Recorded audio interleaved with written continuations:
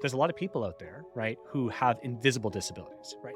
Colorblindness, dyslexia, sight impairments. We're talking about like really basic things. That's going to help most of your audience, no matter what. 91% of consumers of any type want to see more video from brands. Video content is only climbing right now. We've seen a 254% increase in video consumption in the past 5 years. My 2-year-old, she was 0 to 9 months, and it was the most difficult time probably in our 20 years of being together, my wife and I. And so it's like, how do you still keep everything going? For you, what's been your experience? Me too. Same thing. I've never had less sleep than I've had now. What's up, everybody? Welcome back to Gathering the Kings podcast. I am your host, Chaz Wolfe. And today I have an incredible voice in the professional speaking industry, Cam Beaudoin. Cam and I talk about his experience not only in the accessibility movement, but how also to use video content, get more sales in your business, and the realities of starting a business when you have kids. Make sure you like this video, comment on how you use video content in your business, and of course, hit that subscribe button if you haven't already. Your engagement helps us bring on amazing guests just like Cam. Enjoy the show. Welcome to the King stage, my brother Cam Beaudoin. How we doing today? I am fantastic. Any better? And I don't even think I'd be here. This is so great today. Yeah. We were just talking kind of fun stuff about, we're gonna get to all kinds of cool topics today, but we were just a few minutes ago talking about starting a business when you already have kids. And so I'm hot on this topic as well, along with all the other cool things that I know you're going to bring tons of value on. So hang tight, listeners. We're going to get to some cool stuff. Cam, tell us what kind of businesses that you have. Sure. So I run a creative agency for professional speakers who are kind of realizing that they want to take their business from that, this is a hobby, this is a side gig, this is my hustle, turning it into, let's make this a full-time thing. Because I think there's a mental shift. There's a mind shift you have to do when you start to shift that side gig into your main thing. So really, I like to focus on speakers at that point and start to help them with marketing, sales, branding, but a lot of focus on delivery and around video content. I love it. And so just to be really specific there, you have business owners that have been successful and they think, well, I'm just going to start speaking.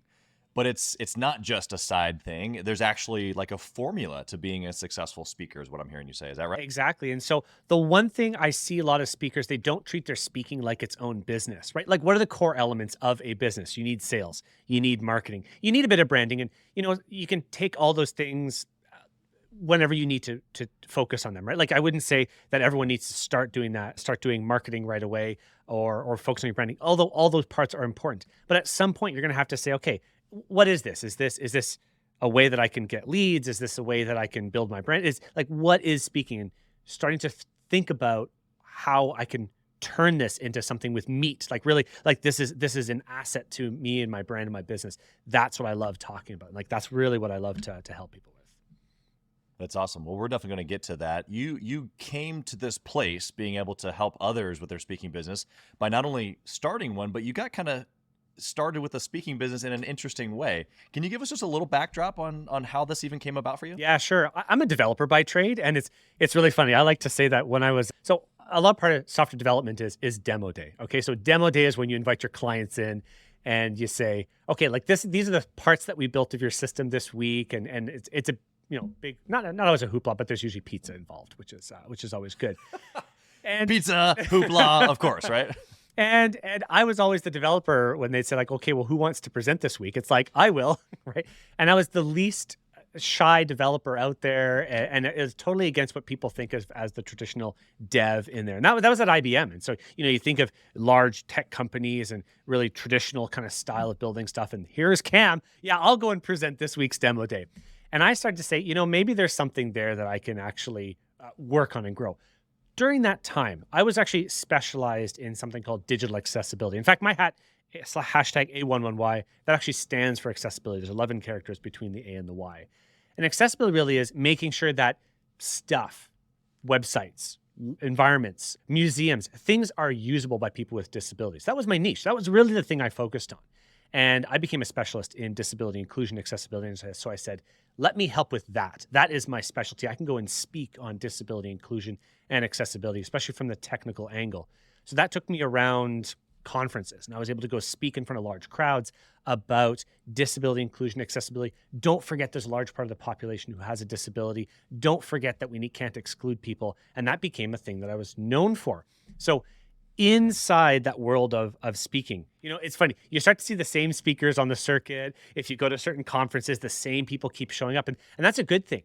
But the main thing I kept hearing this pain point, this problem that people kept talking about was, I don't know how to do video because video is technical, right? Like, let's be real. Video is technical. And I'm sure like you've gotten better on video from your podcast day, right? Like these are all things, these are skills you need to grow, and people get so afraid of it. And when you think of something like a speaker reel, a demo reel, something that you can go and use as a marketing asset, that's even more scary.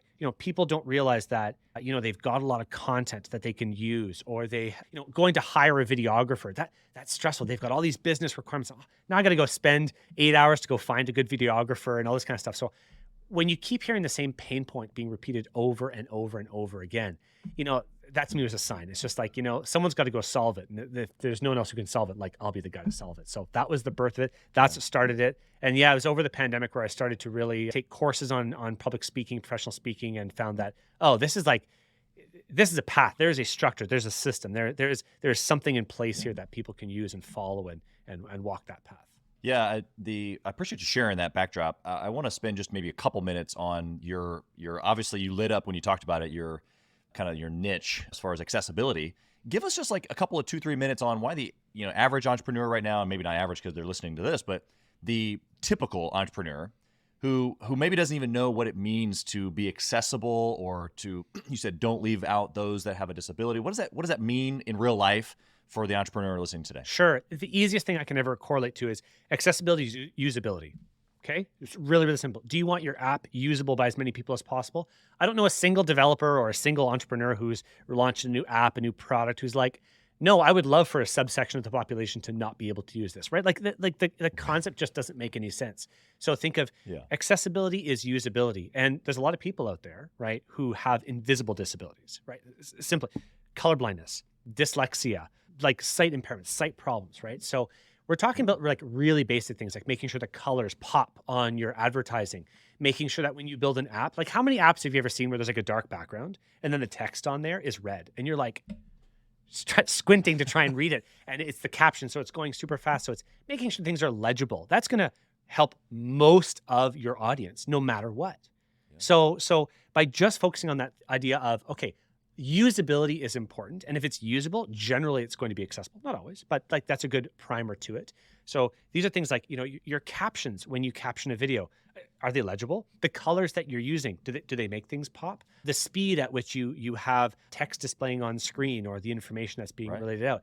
These are all just like really basic things that if you took a second to QA your content, then you'd be like, if I can't read it, then probably everyone else can't read it either. So just fix it, change the colors up, or do things like that. I love the simplicity of that. Obviously, I think there's probably a large well of information there that we can get into when it comes to like separating things out and making sure that, all the things can be included. And not every business owner can, make their product usable by everybody. Sure. But I think that the heart there is, are you just paying attention enough to just like double check it, or at least be open to the idea of making your website or your product or your service accessible or usable, as you're saying, to more people than just maybe the first go at it. Sure. Is that what I'm hearing? Yeah. Well, do you want a general stat? Like, here's something really interesting. So Facebook did some research a couple years back, and they found that 8 out of 10 people who are just doom scrolling, at 11 p.m. at night, they're watching video without sound. Now, let's be real. When someone's working at a job and they're spending a bit of time at lunch,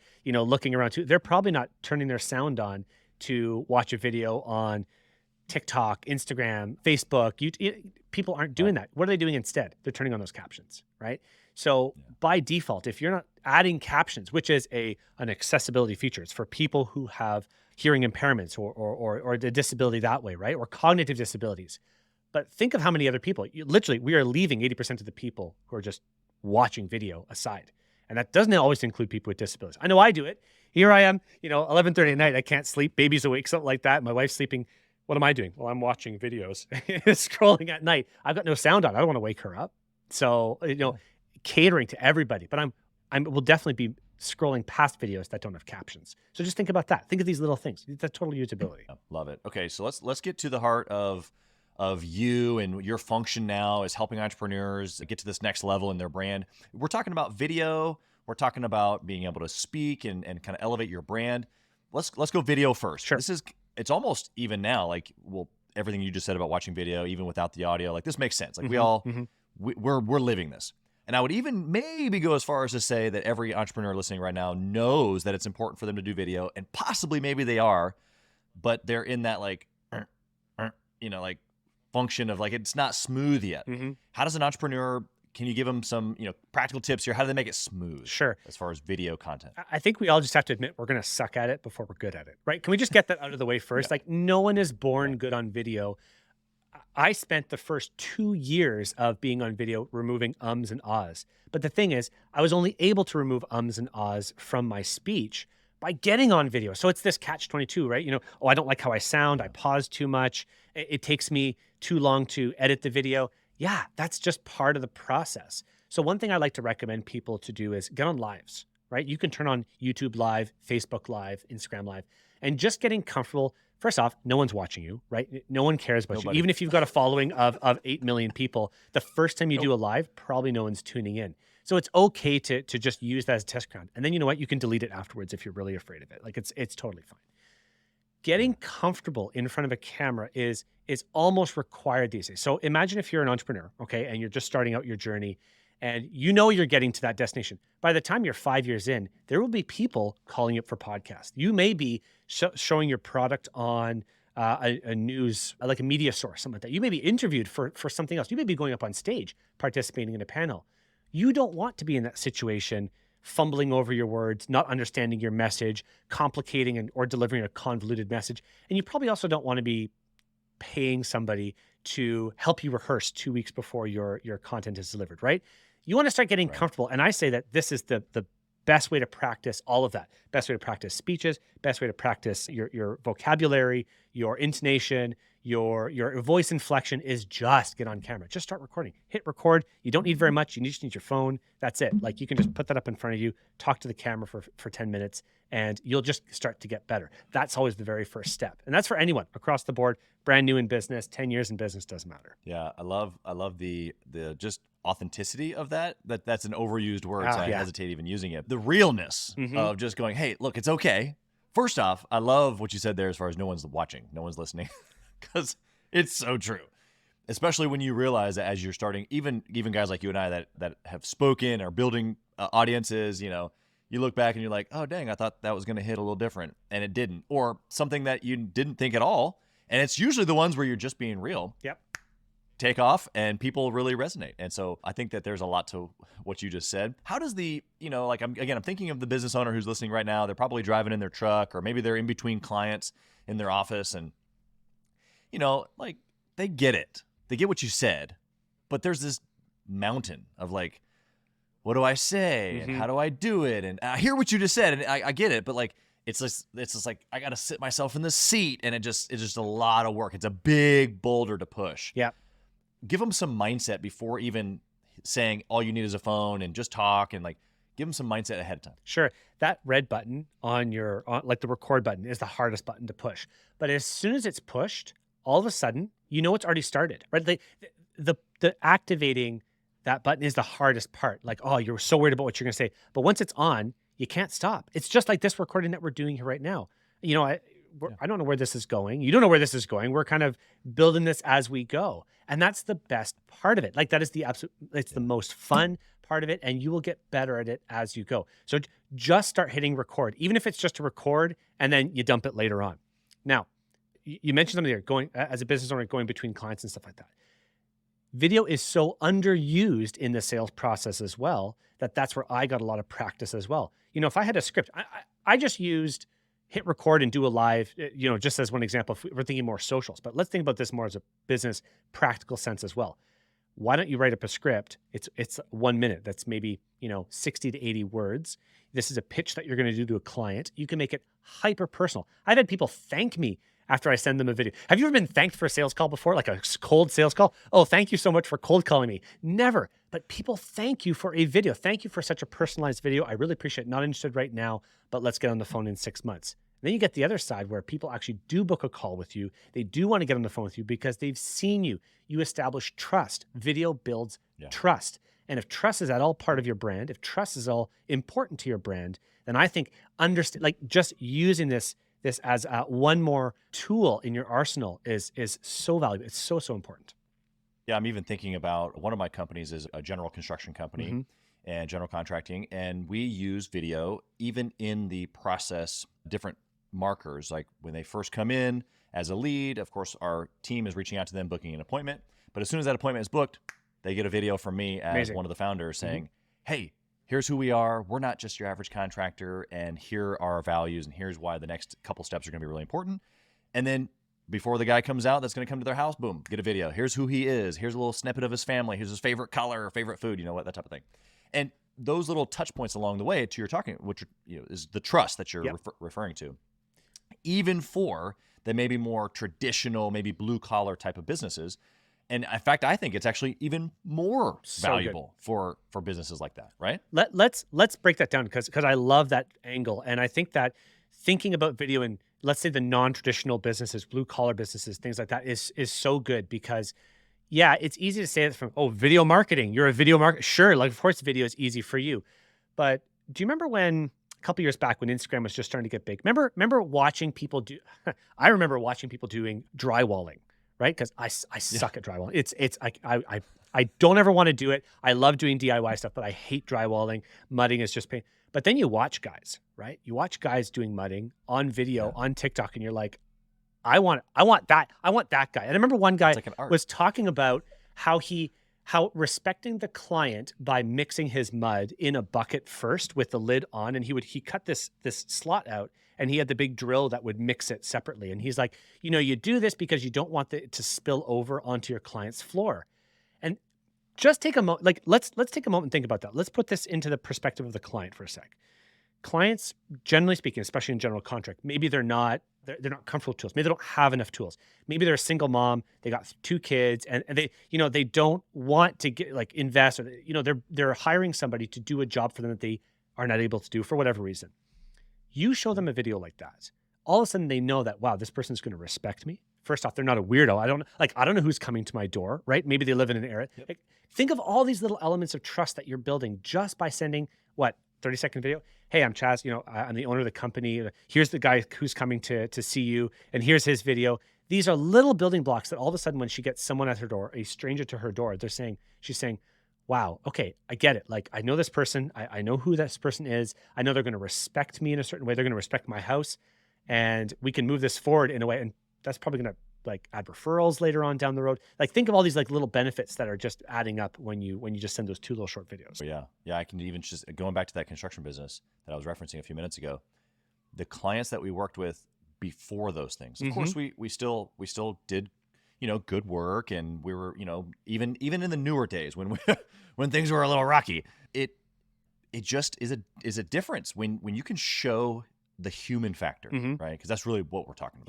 Yep. Is if I can show you that I'm human, that I'm not a company, or that I'm not out to just get your money. Yep. That I have a family. In fact, a lot of what we say is look, we're families here in Kansas City. I have a wife and children, just like you. And I've had contractors come into my house, prior, and I get it. And so it's not just a marketing ploy. It's I'm a human like you. I get it. And so I think that in any business, even for those who want to become speakers, how does that apply here? We're talking about the human element. How do I use that in what you do for your clients? Sure. Okay, so can I give you some stats here? Because I think this is really important to kind of set the stage for good speakers. So 91% of consumers of any type want to see more video from brands. Okay, so just think of that numbers. Everyone wants more. Video content is only climbing right now. We've seen a 254% increase in video consumption in the past 5 years. Think about that as well. When you're going to search up something, anything in the world, what are the 2 places that you're going to search on? You're going to search on Google, then you're going to search on YouTube next. Statistically, that's where you're going. When you want to learn something, you're going to YouTube. As good as TikTok and all that is, you're not using that as a search reference. You're consuming long form, mid form, long form content generally on YouTube. And so, it's just a given now. Now, Imagine you're an event planner, okay? I'm a speaker. I want to go and speak on your stage. So you're an event planner and you have a stack of somewhere between 40 to 80 different applicants to this stage. Maybe it's a bigger stage.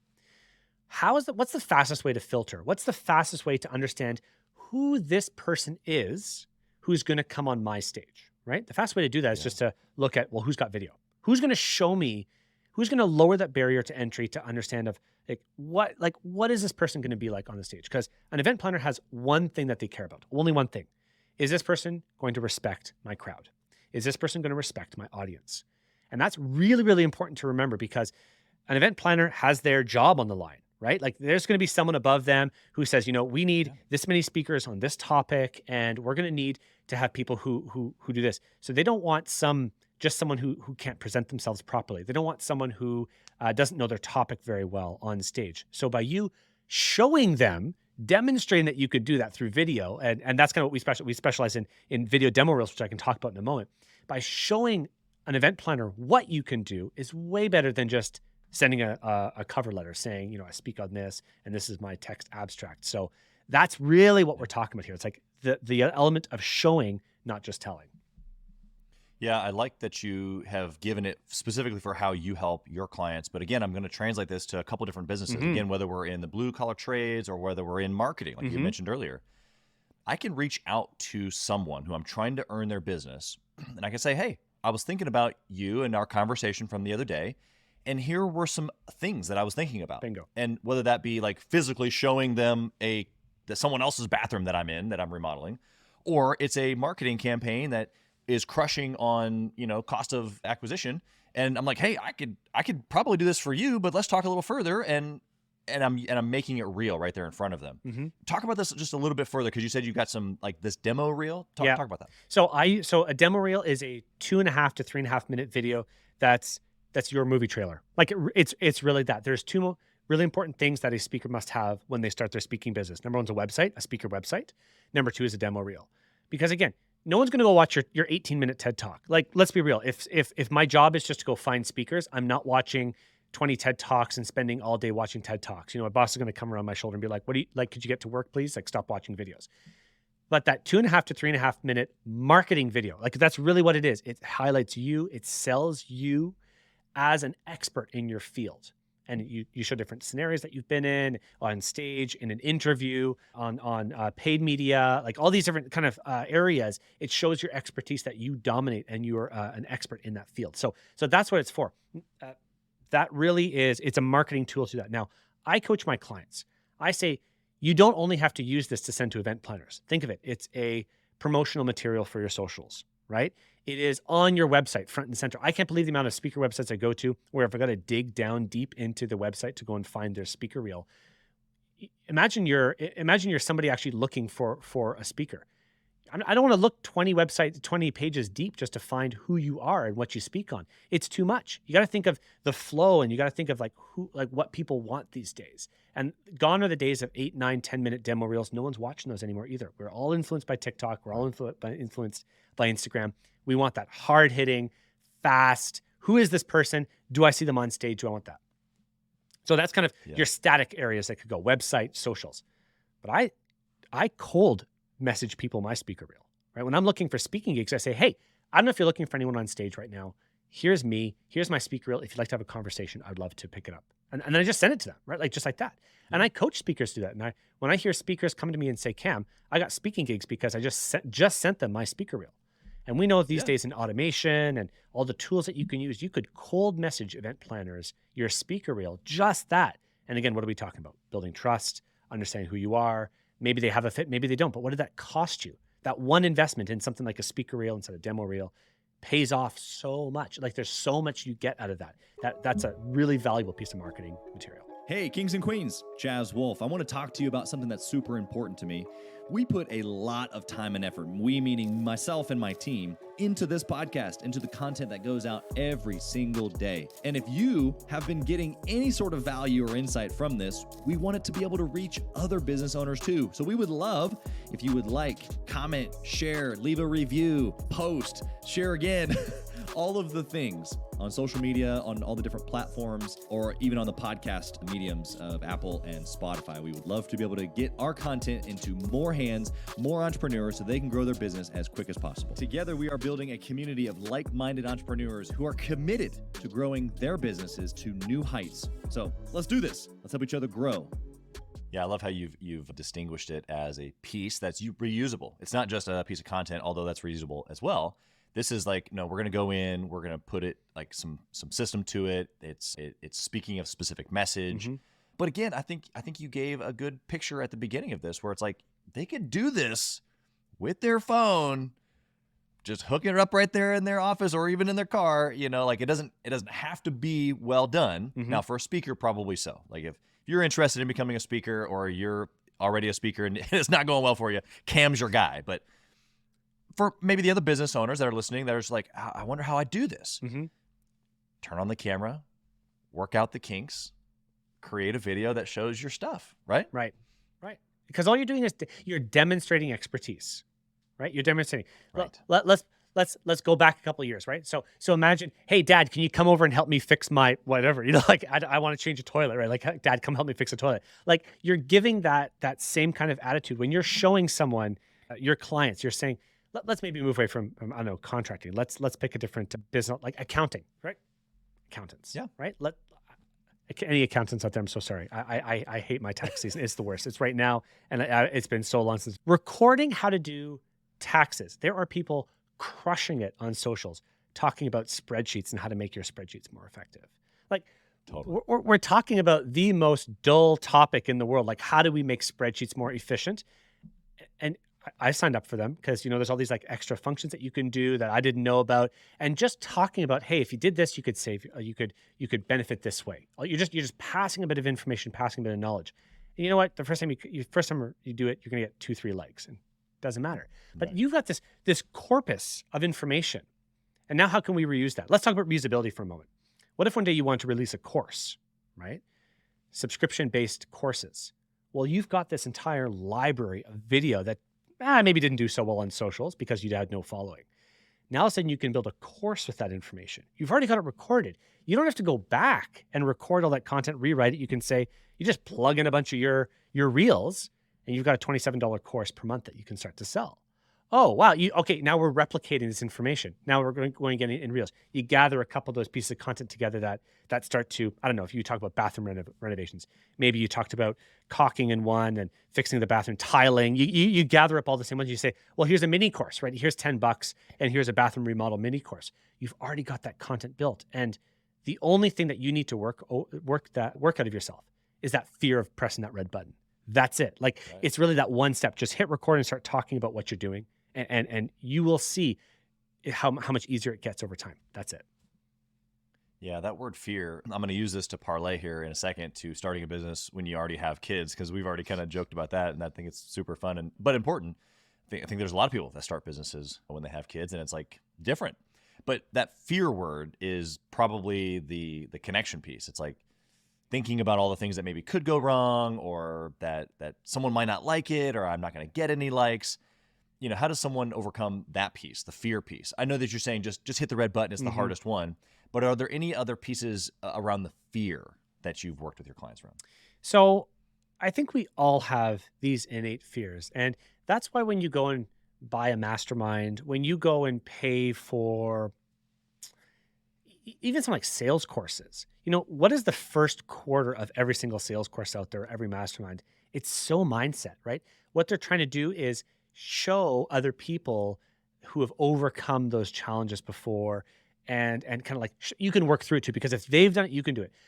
To me, when I started to meet entrepreneurs, tell you about one of my clients actually is an entrepreneur, and he just exited his company for $450 million a couple years back. Like, I was afraid to go and send him a video.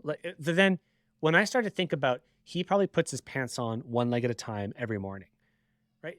Just like everybody else out there. There's no one who doesn't do that, right? So to start to reframe things in a different way, everyone started. You go watch Mr. Beast's first videos, right? $500 million a year YouTuber, right? 25 years old. And now there's videos out there of Mr. Beast roasting his first videos. And I think that it is hilarious. If you ever want a good video, go watch Mr. Beast roasting his first videos. Like he goes in and starts chatting about it. But you look at a guy like that who was doing nothing for 4 years. And then all of a sudden his rise to fame was just out of that. Reframing is so important in I think any entrepreneur's journey, understanding that other people have gone through it before. And if they can do it, you can do it. And I look at that too. We're just about to maybe touch on this whole idea of being dads and starting a business. Other dads have done this. What have other people had to overcome to get through this too? And if I'm a contractor, if I'm someone and I look at someone else and I say, man, that person is not any better, more qualified, has any special talents, they're no better than me. Sure, maybe they've practiced a little bit more. Cam sure doesn't have any, the way he speaks on camera is a little bit more casual now. Yeah, because I've done, 150 podcasts before. No wonder I'm good on camera. Like it's just pure practice. I put 2,000 hours into this craft. So yeah, it's just about tackling that one step, put one foot in front of the other and just start to do it. So I love the reframing idea. Good. Let's talk about starting a business when having kids. It's a little different. It's not like you help people start businesses with kids, but this is something that you're going through, something that even in the last 2 years, I've started 2 new companies. I have 4 kids.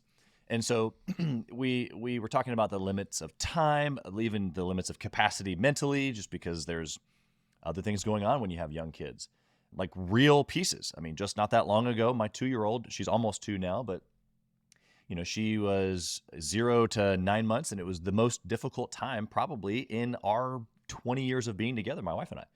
And so it's like, how do you still keep everything going? For you, what's been your experience? So me too. By the way, I've got a 9-year-old and a 9-month-old. Okay. So I restarted this whole journey and I was like, I'm done. Like they don't have to worry about, at 9 years old, they pretty much know what they're going to do. Like, you can leave them. If I got to work for an hour and put them in front of Nintendo, it's like no big deal. But the 9-month-old, you can't leave them anywhere. And same thing. I've never had less sleep than I've had now. The first one's a great sleeper, bad eater. Second one, they're going to listen to this in 5 years and be like, what the hell's dad talking about? Second one, he's a terrible sleeper, but a great eater. So you flip him. Maybe you can tell me experiences about that. But, I think a lot about risk when I think about starting a business with kids, because my risk aversion, like I'm very risk averse now, right? Compared to what I was before I had kids. But I think we need to get back in that mode of saying, this level of risk, I can tolerate it. I'm actually now more resilient and stronger as a dad now because I've got all these things and I have more at stake, right? I think that as men, as providers, as people like this, I think that we have this ability to shoulder more weight. Not that women don't or women can't. I don't ever want to put that, but I think that it's kind of my role to shoulder that kind of responsibility as the head of the family or something like that. So when I think about that, if I say, well, I am growing something and it's not going to be at the expense of my family. So I've got to figure out how to work it all together. And sometimes that means I only work 4-hour days. And that sucks. Maybe I don't see the growth speeds that Alex Hormozy or some of these guys, like I cannot work more than 40 hours a week. And unless I want to really pull in evenings and weekends into that a lot. And I don't really want to do that. So it's really dedicating to how much risk am I willing to take? How much am I willing to risk my finances or time with my kids? And I think that was something that I had to plan out very early on in what I wanted to do. It was, this is how much I'm willing to dedicate to the business is 40 hours a week. And that's it. And so sharing it with my partner and saying, hey, look, between 9 and 5, I know that's a typical office worker's hours, but between 9 and 5, I can't help with the kid. Yeah, of course. Puking upstairs, something like that. Yeah, go help out. But by and large, that's on you. And she said, okay, I agree. And then I'll do that 9 to 5, and then maybe I'll put in a couple of hours at night as well. So it's where do I find that time to make up my 40 hours? And that's it. Yeah, I think that everything that you just defined, whether someone is in alignment with that particular view or not, what you did specifically with your spouse was I defined what I wanted. Mm-hmm. And if you want faster growth, potentially it might take more hours or just a different vehicle. Maybe it's the type of business and you're like, well, I don't want that type of business for XYZ reasons. And so I have to then resonate with, okay, well, what is it that I want? What does fit that? And I think that frame right there actually makes the most sense for entrepreneurs. Once you can grab a hold of what Cam just gave to you, he gave you some personal examples there, but it's like this frame of what do I want? Like really, Cam has just defined, I do not want a bigger paycheck at the expense of no time with my family. Now, are there ways that maybe Cam hasn't figured out yet to be able to have the bigger paycheck and not give up his family? Maybe. Maybe he's open to that. Maybe he doesn't have to have just the time frame. But my point saying is that he's defined it, and now he's going after it. Just like I think we can do the same thing in our businesses. If I want to be a speaker, but I have no speaker reel and I'm not sending it to anybody, do you really want to be a speaker? Right? Yeah, if I go back, I think the best clients I've ever worked with really understand their mission very well, right? They have it so crystallized and so defined. And if we go back to something like, who's your avatar, right? That's something that everyone kind of defines at the very beginning. Like, who is my ideal client? Why do I help them? Why do I serve them? And, there's an idea that it's only who I was 6 months ago or a year ago. And that has some merit to it.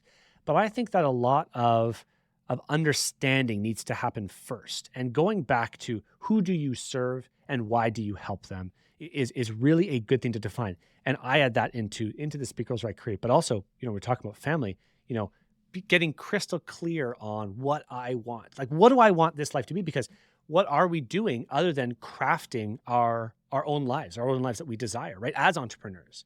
And we are really holding the reins. And I think that sometimes we forget that. Yeah, because sometimes, you show up at work, whether it's in your basement or at the construction yard or wherever you are, in your office that you own with multiple employees or whatever.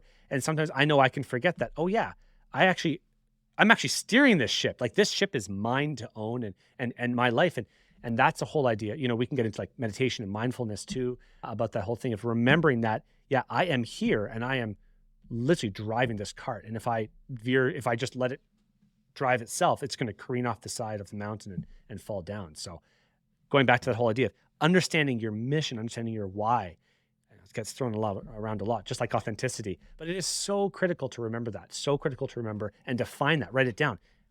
And I like to say, you can redefine it. Like, that's one thing I end up speaking to a lot of clients with. As a speaker, you may be constantly redefining your audience, right? As your audience gets bigger, who are you actually helping? And it's funny. Yeah. Have you ever noticed that as you get bigger, actually your niche gets more narrow? Have you ever noticed that before? Like, I definitely found that, for myself, I used to help all speakers. Then all of a sudden it was like speakers making a pivot. Then I'm talking only to speakers who make $5,000 per speaking gig or want to get there, right? And so these are all little things, and I am narrowing down, but I can deliver my message even clearer at that point. So I don't know. I think of it like a dartboard. So you might aim for the middle, but then even if you get around that, it's still pretty good. Yeah. Yeah, but if you're not defined, if there is no board altogether, then where do you even throw? Right. Which most likely means you never throw, which means you never score any points. You never become more than what you are currently. There's never any growth or change. And I don't think anybody listening to this wants that. And so, this family dynamic piece, starting a business, it's a big deal for us. I was probably the opposite.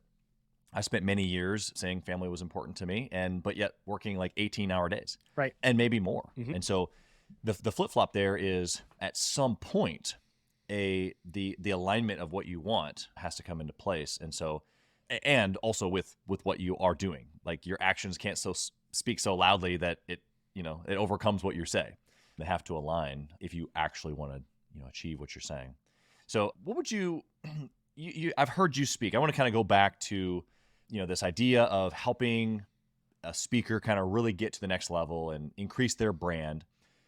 What would be the one thing that maybe if it was you going back to talking to the younger you, or maybe you're just talking to the guy who's listening right now and just like, man, I've been trying to crack that code. What would be that one thing that you would give to them outside of, obviously, they need to work with you? That's a given already. You've proven that. But what's that one piece? I think it's treating your speaking like a business and not being afraid to spend money on it either. Once I really start to see this as like a business, right? We talked about that a little bit, about the marketing piece and understanding that. But maybe we talk about money just for a second here, because that's a big unlock, right? When you start to change your mindset around money, whereas money is a tool to get where you want, and your personal money and your business money are two very different ways you treat that, right? I save my personal money, we spend it wisely. Not that I don't spend my business money wisely, but there's a different flow to it. You know what I mean? Like you spend your business money to make more money. And that is the only way I really see business money now. So all the revenue that you make for business, like I spend every penny of it. I'm sure every business owner spends every penny of their business money to either get more clients, hire better staff, do more advertising, get better marketing. And these are all things that you do with your business money that you wouldn't do personally. Like I wouldn't just go and throw that around willy-nilly in my personal. But understanding that there's a time and place to be putting things in different buckets. And even if you're strapped for whatever reason, I'm not getting enough speaking gigs. Well, that to me usually means you need an injection of finances into that area to see what you can do with it. Because I think a lot of speakers undervalue themselves. And I think that comes from, again, a bit of mindset, a bit of fear, a bit of uncertainty of, do I really have a good message? And the truth is everyone has a story and everyone has a message. You know, I'm not special. I'm totally not special. We're sitting here and I'm not sure how many people are going to listen to this, but I'm not special, but maybe somebody resonates with this message. And so understand that somebody out there will resonate with you. And it's all it is refining that and getting better at your craft. It is a craft that'll really help out. So I see so many speakers come through with fear of, you know, I don't think I have a message to tell. I don't know what my message is. I don't know who needs to hear from there. And therefore, I'm not going to invest any money into it. And I'm like, wait. You want to be a speaker, but you don't invest in yourself. To me, that like you know, you're framing that all completely wrong. Go invest in yourself. Go put some money into that. Go and invest in your speaking business, in yourself. Get better at your craft. Go give your talk to a bunch of people. We can talk about that in a moment and see what you can actually deliver to the world. Like give yourself permission to go and deliver the best you can to the world and see what resonates and then improve on it. Yeah. I think that you said it. I don't know if we were recording when you said this or not, but what you said was like the barrier to entry to speaking is kind of like Uber, where like I hop in my car and turn the app on and now I'm a driver and or now I'm a speaker.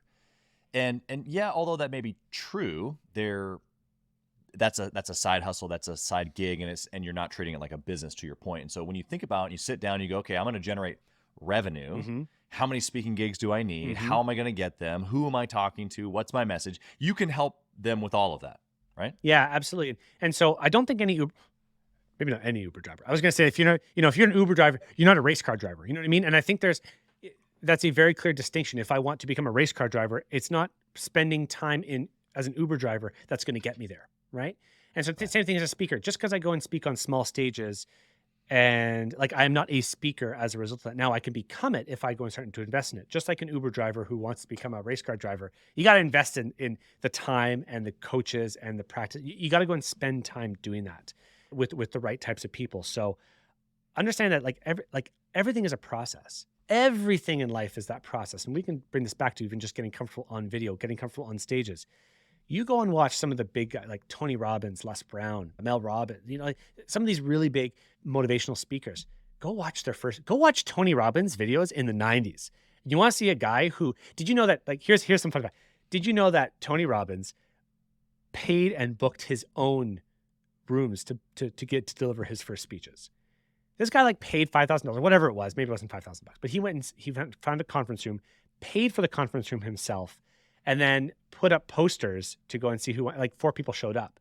And that's how we got started into it. And it's rough. Like this guy, like let's think about this. He's a 6'7" guy. Like he's got huge hands and he doesn't talk like he does now. So he wasn't nearly as confident as he was, but he was always loud.